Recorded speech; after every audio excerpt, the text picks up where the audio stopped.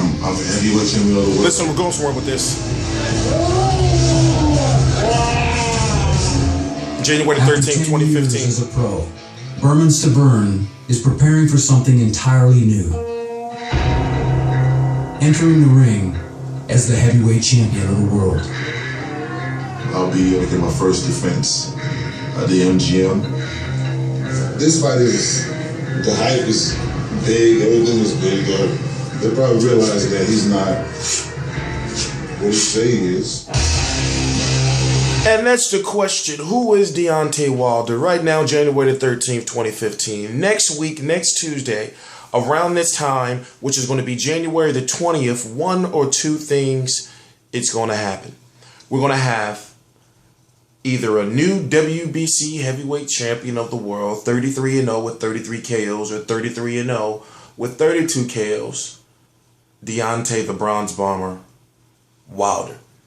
Or what we'll have next Tuesday, January the 20th, 2015 is, we'll have Deontay Wilder still a victim of the mass ridicule that he will have to endure, him and his manager advisor, Al Heyman, if he is defeated. Now, let's listen to, by the way, this is All Access. I cover every single episode of All Access right here. So basically what you do is, if you don't know when there's going to be an All Access or a HBO 24/7 or any type of docu-drama programming on boxing, that's what I do. I'll tell you when they come on. So I covered this. This came on January the 9th, 2015 on Showtime. Listen. Everybody got their own story. Everybody got their hard times that they've been through. I got mine too. Listen, I'm not even going to talk about the crocodile tears. But here with what I do, we have to determine a winner. I can't sit on the fence with this one. So let me start off by saying that watching Deontay Wilder's fights, which I have to watch all these boxers' fights when I cover the fights. Watching Deontay Wilder's fights is fairly simple, fairly easy. Why? Because he hasn't been past the 4 rounds. So to me, I'm like, yes, knockout, yes, knockout. I'm talking about from a work standpoint. But watching Bermane Stiverne's fights, you got to sit through them, 8 rounds, 12 rounds. And then you come across a fight where Bermane Stiverne took on a guy by the name of Ray Austin. Ray Austin, at that point in time, was ranked like number 4 by the WBC. I believe this was back in 2011, if I'm correct. I could be wrong. Ray Austin was very out of shape. Not the Ray Austin you may have thought you used to know. But either way, this Ray Austin was jabbing Bermane Stiverne to death. He was defeating Bermane Stiverne via just jabbing him and keeping Bermane Stiverne on the outside until Stiverne started timing the jab and caught him. And then at that point in time, Austin was slowing down.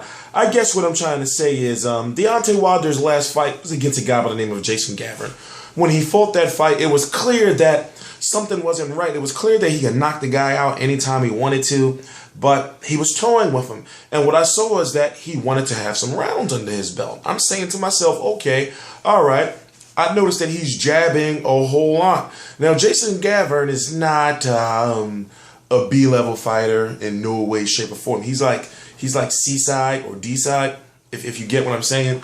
But still, I saw something from Wilder where I said, okay, he's finally trying to show us that he can do something. The key, in my opinion, to defeat Bermane Stiverne is Wilder has to stay on the outside. But listen, look on the other side. You got Bermane Stiverne, who knows that he's a lumbering forward type fighter, who knows that he's a fighter that has to rely on his power and head movement to be able to get himself on the inside, to get himself into reach or range to execute his power punches or his game plan. So you have to think he's studying or training, or should be training on how to avoid the jab of a 6'6", 6'7" tall fighter. Now, what I've noticed about Bermane Stiverne is when he is getting jabbed, and if you are a boxer that tries to jab him, he's looking right at you. He may eat the first one, but then the second one he's going to dip under it and then try to lunge in and hook you, most likely a left hook. So what I'm thinking is this: Deontay Wilder with the he got some crazy reach. What is it, like 84 inches or something? I don't remember. I apologize. But he's got some crazy reach.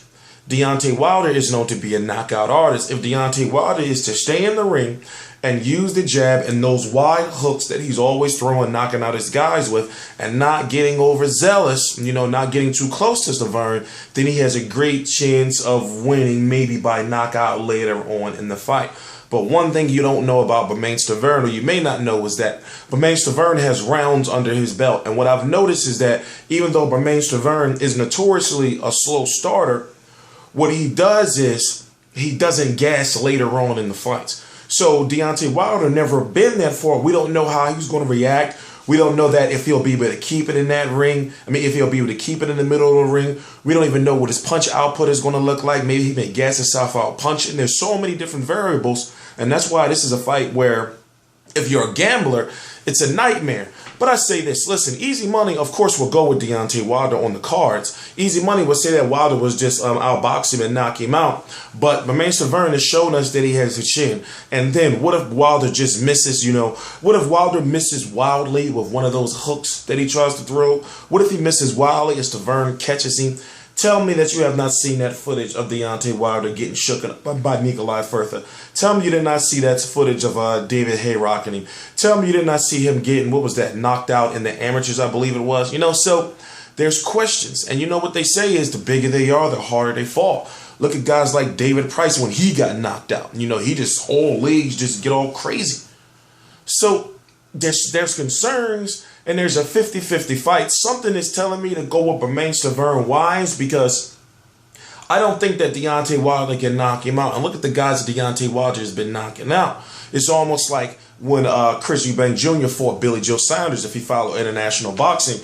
It's like, well, before you were seeing the Chris Eubank Jr. who used to showboat with his guys and do all this dancing around, to whereas, and I was asking myself, well, what kind of fighter is Chris Eubank Jr. going to be when he comes up against credible, known competition?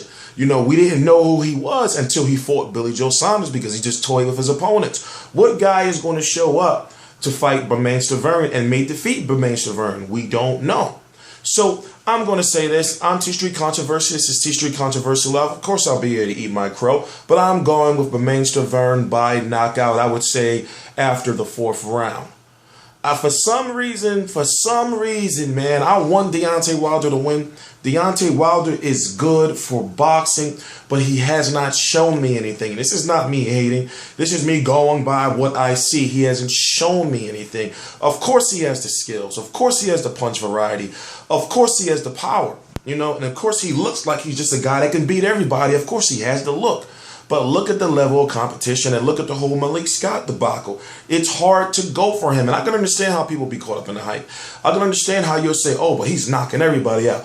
All he's got to do is hit Bermane Stiverne with one of those and Bermane Stiverne's going down.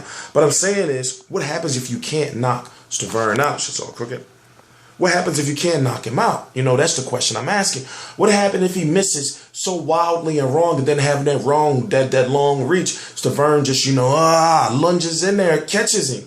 Stiverne is the type of guy where what he'll do is he'll play possum.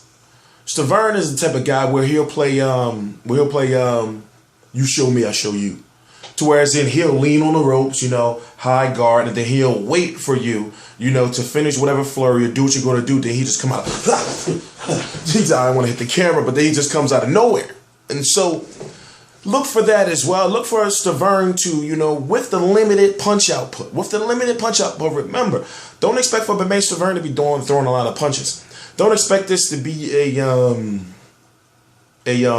exciting fight as far as you're going to be looking for someone to get knocked out, because that's what it's saying. But I see Bermane Stiverne somewhere on the ropes, Deontay Wilder getting overzealous, trying to corner him, and then miss too wildly, or get too hype with one of his punches. And Stiverne catches him, and then Stiverne finishes him off. But that's just my own personal opinion. And once again, it's very hard to understand, to think that, well, one of these boxers might get robbed, because I think to myself, I think you got Don King. This is a Don King and Al Heyman, A-side Al Heyman and Don King promotion. Golden Boy's just hosting the card because they got to, I guess it's like the last fight for them. I'm T-Street Controversy. I will be here immediately after the fight doing a post-fight video to eat my crow or not. Then I'll be doing something called Google Hangout, which is a live streaming boxing debate, which will happen about an hour or so after the event. goes off so everybody can get their beer, go get whatever they're going to do, you know, do whatever they're going to do before we sit down and we start talking about the boxing.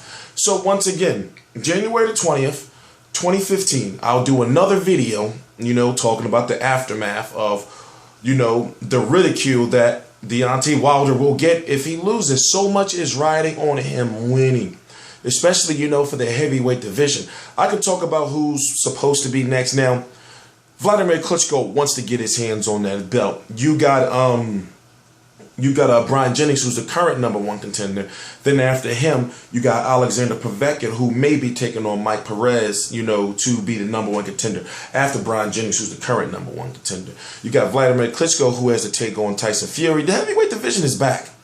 And it all starts January 17th, Showtime. Of course, I'm going to be there. And honestly, it's a shame because this fight got me hyped, you know, and it's on Showtime. And I think to myself, well, damn, you know, what's going to happen for the next fight? You know, what's going to happen with the next Showtime card? Is there going to be another Showtime card? Who will be on it? Who's going to lead it? Leo Santa Cruz? I'm T Street Controversy. This is T Street Controversy, RealCombatMedia.com. All my social media is right below. People say, what's your Twitter? It's T Street Controversy. And listen, be careful with T Street Controversy you pick, okay? I got trolls. People say, what's your Facebook? T Street Controversy.